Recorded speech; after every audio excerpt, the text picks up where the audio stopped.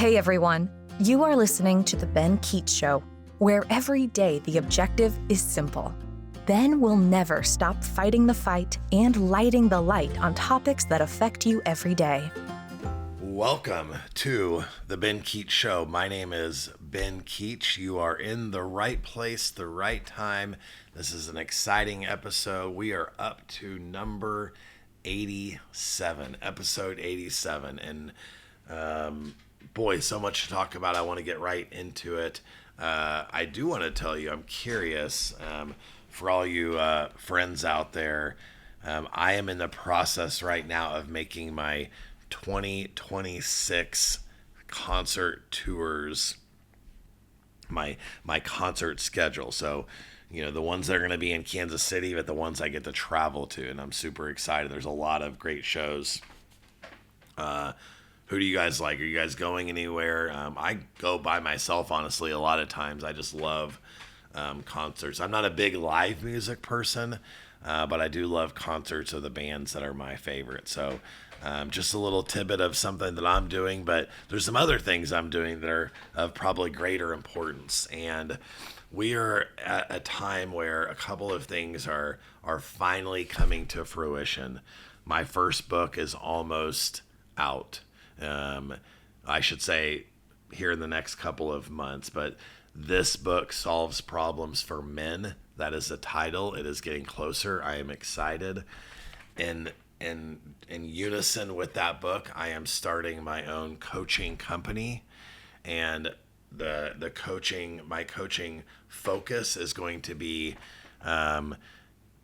walking through conflict that we all have in our lives with folks. This could be conflict within ourselves. This could be actual conflict within family members, husbands, wives, whomever. When we have unhealthy ways of attacking conflict, it just spells disaster in so many ways in our life. And that could be avoiding conflict. That could be not listening to the other side. That could be unreasonable expectations within conflict, making the conflict about you.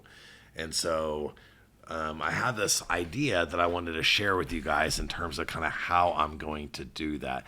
And I would say, guys, you really should check out the Ben Keech Speaks website. I am going to be taking clients soon. I have not started this. There's going to be a launch that you will see on social media, that you'll hear about on my podcast. But I want to help people in the area of conflict. And I want to kind of give you my why this is important, first of all. I'm going to get to the Enneagram later. Maybe most of you probably don't know what that is, but I love conflict. I love confrontation. I love, and not in a way of making myself win or lose or being right or wrong, but I love the energy that it comes from healthy conversation. With conflict, I also love when you're able to survive the conflict, and on the other side of that conflict, you're like, I love that person more than I did before the conflict. I grew closer. I understand them more. There's a very sweet spot when it comes to conflict resolved, conflict understood. It can propel all of your relationships to a better place. That being said, when conflict isn't healthy, when it becomes detrimental, when there's sarcasm and name calling and a lack of understanding and a lack of love and a lack of listening, it can be the most painful thing you ever go through. And so I really felt called to try to be an ally, a help. I'm not saying I can solve any problems, but I think there's ways that we can view these things that are going on in our lives in a way that can push us through to the other side in a healthy way. And here's kind of my plan for that. So I'm gonna pause on conflict for a second, and I want to look at the Enneagram. And I'm gonna assume that nobody out here in the world knows what the Enneagram is. I love it, and I know there's a lot of different personality measures. There's a lot of different ways companies get to know their employees. There's a lot of good things out there. I'm not here to put any of them down.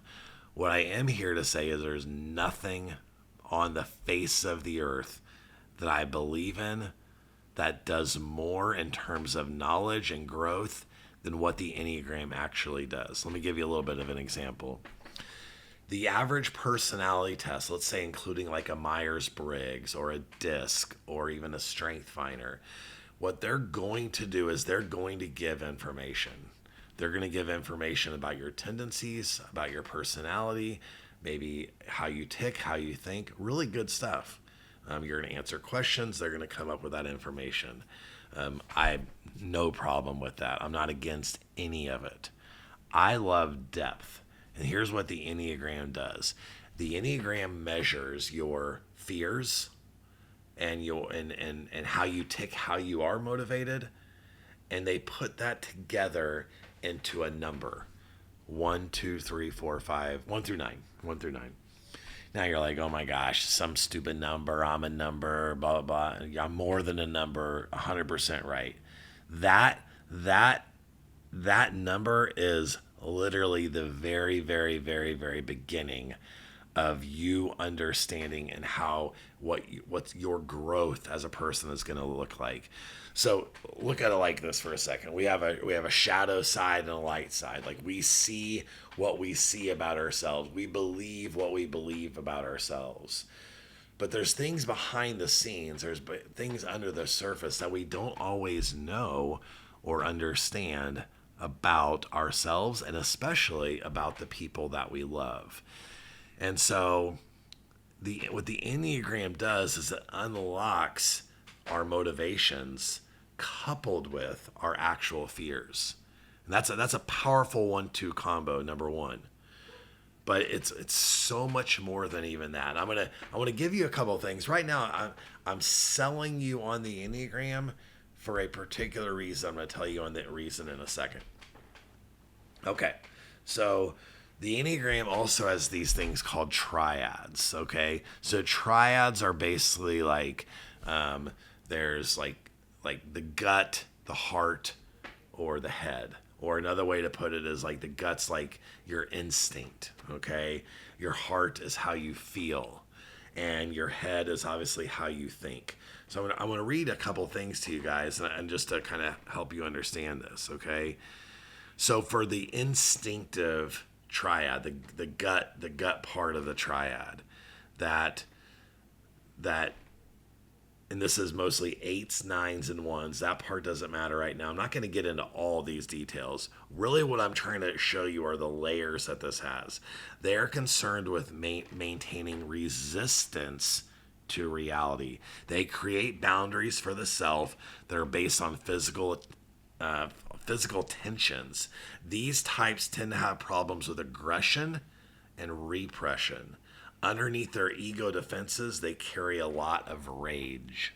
Okay, now come back to that. The feeling triad, which tends to be 2s, 3s, and 4s, they are concerned with self-image. They have an attachment to the false or assumed self connecting to their personality.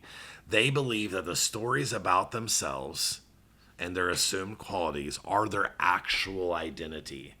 Underneath their ego defenses, they carry a great deal of shame. The thinking triad, 5s, 6s, and 7s tend to be in this thinking triad, which is obviously connected to the head. They're concerned with anxiety. They experience a lack of support and guidance. They engage in behaviors that they believe will enhance their safety and security. Underneath their ego defenses, they carry a great deal of fear. Now, take that information, anger, shame, fear, and understand that is another layer to this Enneagram that we can dive into, understand, and I am just giving you literally the very, very tip of the iceberg.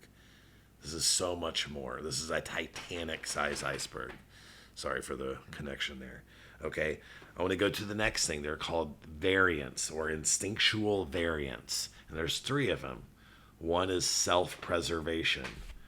One is social. One is sexual. Sexual is not sex. Sexual is kind of, just think of sexual as like a level of intensity. Okay, stay with me here. I'm just going to turn a page. So let's first do self-preservation.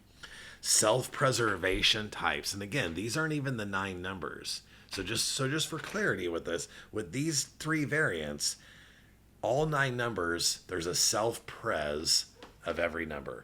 There's a social of every number. There's a sexual of every number. You also, through me, we find out where you probably tend to be. And it matters. Explain in a second. So a self-preservation, let's say a self-preservation 8. They're going to be preoccupied with getting and maintaining physical safety and comfort. That's going to drive their decisions. This isn't necessarily their fear. This is just a variant of their Enneagram type that's going to be how they interact with the world. Okay, the next one is social. Okay, and this isn't just, well, you'll see the social. They have a powerful desire, and again, all numbers you could be on the social side of this. There's a powerful desire found in all human beings to be liked, approved of, to feel safe with others. Their driver in their life is to be in situations. It's not just that they're an extroverted social person, but their safety a lot of times and the way that they view life comes from that social dynamic of being liked and being approved. Third, the sexual variant.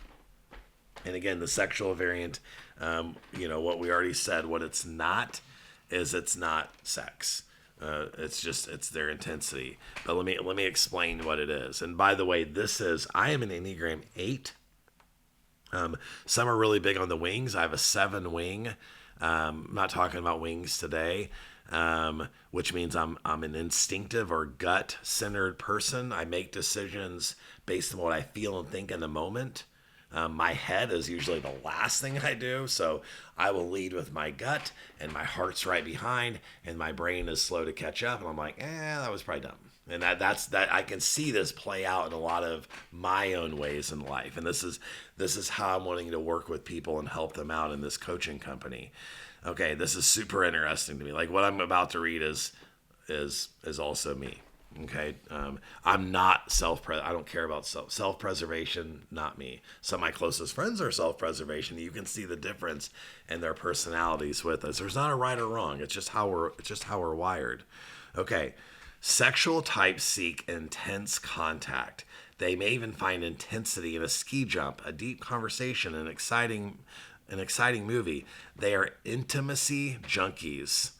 And this has obviously created some interesting stories in my dating experience as well. On the positive side, sexual types possess a wide-ranging exploratory approach to life. On the negative side, they have difficulty focusing on their own needs and priorities.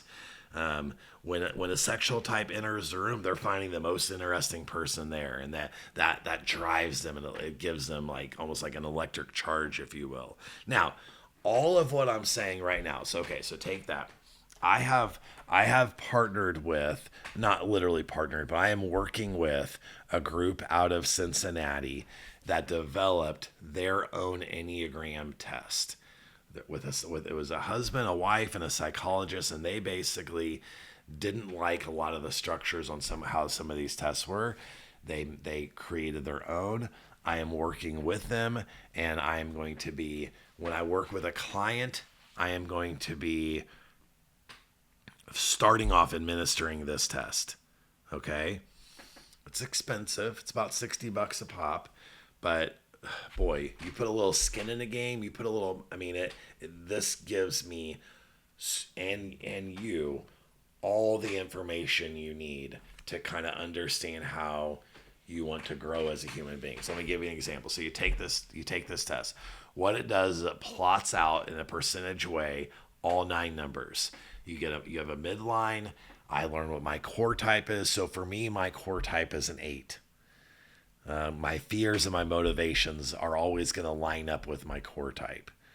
Your core type never changes unless there's trauma in your life. Your core type was what you were as a 10-year-old. It's who you are. Now, after your core type, which is the highest number, I'm very high in my 7. I'm very high in 2, very high in a 3. I'm low in a 6. I'm low in a 9. I'm low in a 5. But what I do is I have this chart in front of me, and we sit down and we look at the chart. And explain it, give them an overview, help you understand, okay, well, this is what these 3 numbers in this rank, like combining these 3, you might be this, and we just have conversation. Oh, yeah, that's a session. Just like an understanding of that Enneagram. They came to me because there's conflict. They came to me because something's going on in their life that they want to overcome, whatever that conflict is. So let's say it's a 17-year-old and it's conflict with their dad. And they're just at wit's end. Maybe it's the dad that came to me. Maybe it's both of them. I don't know. Okay, but they come to me and we start with this. And I see that the 17-year-old that did this, they're a type 9. Okay, well, 9s are peacemakers. 9s really don't like conflict. 9s are extremely good, though, at understanding different points of view. So the 17-year-old understands where his dad's coming from. The 17-year-old feels very uncomfortable with conflict and tends to kind of, put the turtle head in the shell and just kind of avoid it. They don't want to hear it. So in our conversations, now knowing that they're a 9, my conversations with this person is, how can we discover ways for you, Mr. 17-year-old kid, adult, how can we discover ways for you to advocate for yourself? You understand where everybody else is coming from, but you can't advocate for yourself. And that's an adult, that's a good skill to have. And being an Enneagram 9, it's probably always going to be a little tough for you to do. Even when you're, in your 50s, it doesn't really matter. Meanwhile, your dad's an Enneagram 8, which they love conflict. And so your dad gets confrontational, and maybe he's not the healthiest, and so you're getting steamrolled, and there's these dynamics are going on. So the only thing I'm trying to paint you is, whatever the conflict is, we've got a graph and almost a cheat sheet in front of us that we both can work from and say, okay, I know all this is like the Bible of your soul almost. Not really, but you know what I'm saying. This is valuable information. Now, through our conversations and walking, what's your goals? Like, what's going on with this conflict? Why do you think this is happening? Like, what do you want to happen from this? Like, where are we going with this? And we through our own conversations, we then can think about plans and solutions and what we can do to maybe alleviate this conflict and to be at peace. Through the whole time developing, there's muscles inside of us, developing the muscles inside of us on how we are going to show up and how we're not going to show up when it comes to conflict in a healthy way. And we all know that when we handle conflict in a healthy way, not by running from it, not by steamrolling other people, but by listening, by understanding, by asking questions, by digging in through a humble heart, we actually can do great things through our conflict, because of our conflict. This is what I'm wanting to do. I started this podcast, a couple of years ago, basically because I had this long-term plan of speaking on stages, of writing books, of coaching people through the different things that they're going about. And all of these things I've been working on have been happening at different places. This is just, you've seen me through these episodes, just the different things that the way I've grown, what I'm trying to do. You probably understand my heart a little bit. And I'm excited. I'm excited to help you. I'm excited to help other people. This is really something I'm wanting to build my life around this business. For me, I can live anywhere that I want. I just have a lot of ideas and plans that I can do. And I just wanted to tell you about it. It's the launch date isn't official yet, but it's a good time to follow me so you can keep up with some of the things that are happening. It's a good time to check out the website. One of the other things I want to do is I want to come into law offices. I want to come into companies at their lunch hour and run little quick, 45-minute seminars, kind of with some of this information and kind of showing people the things that I do in the workplace. And then obviously through that, if people want individual help, I can help them as well, because we all know there's conflict in the workplace. So I have a lot of visions and ideas. I'm not even sharing them all right now, but I at least wanted to tell you how excited I am. I'm a big believer in Inner Compass. Inner Compass is the actual Enneagram test that I'm going to be partnered with. Yes, there's other Enneagram tests that usually cost a little bit of money online. I just am not as big of a believer in them. But again, it's good. This is a good start. I try to post stuff on my story almost every single day connecting the Enneagram. I have sometimes I'll have a friend who's a 6 or a friend who's a 2 or a friend that's a 1. And I try to add different things. It's just interesting stuff. There's a lot of stuff out there. There's a lot of great people that are experiencing life-changing growth through the levels. This is the book this is kind of my Enneagram Bible. It's called The Wisdom of the Enneagram. Just so much content in here. This isn't just I'm a number, what's next. It's way more than that, as you can probably see and I can attest to. So I'd love to connect with you. I'd love to coach you. I don't need to coach you forever. The idea of my coaching is let's discover there's a couple problems. Let's together work to solve those problems, and I'll see you another time. I'm not your counselor. I'm not a therapist. I'm not here to do deep dives into every single aspect of your childhood, but I am here to walk through what's going on, why is it happening, what ideas do you have to solve and walk through this series, walk through this part of your life together. So folks, that's all for today. That's all for episode 87. I love that you listened. I hope that as I just scraped the surface of this issue, I hope there's something you picked up, something you're interested in, something that you learned, and seriously, send me any questions online anytime. Follow my YouTube channel. Still looking to get that up to 1,000. Still got a ways to go, but I'm getting there. I know there's going to be kind of an explosion. I have never advertised. I've never, done really much in that whole realm. It's going to be changing soon as I try to figure out ways to get this message out. It's a lot easier and a lot more natural when it happens organically. So help me with that if you can. Thank you so much for listening. I hope you have an amazing rest of your day, and stay tuned as a lot of big things are around the corner. Thanks. Have a great day. Bye. Thank you so much for listening. Let's keep the conversation going. You can reach out on Ben's website, www.benkeechshow.com, or on social media to chat. And please remember to subscribe so that you never miss an episode.